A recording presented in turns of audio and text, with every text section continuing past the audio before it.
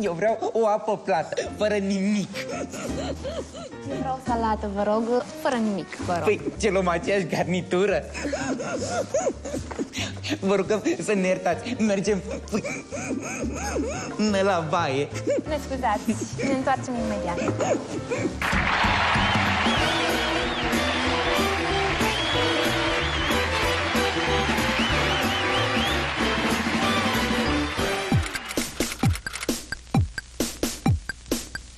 Vă place liniștea, nu?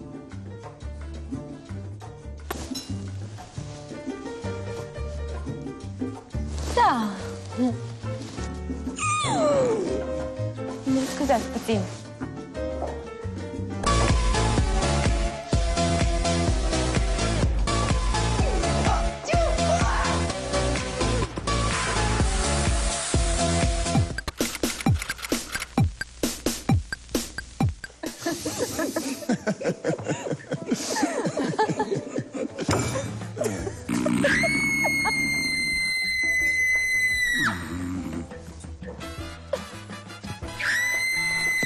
Ne scântați puțin.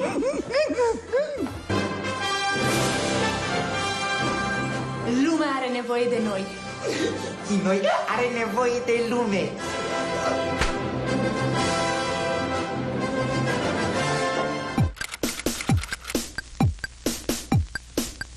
Mi se par foarte drăguțe. Da, și sunt foarte fine.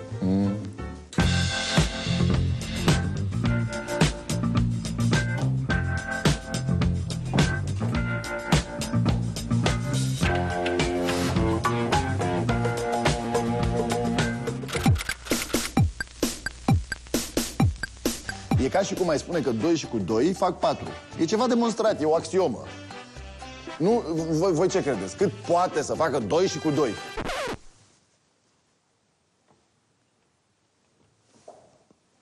Ne scuzați puțin.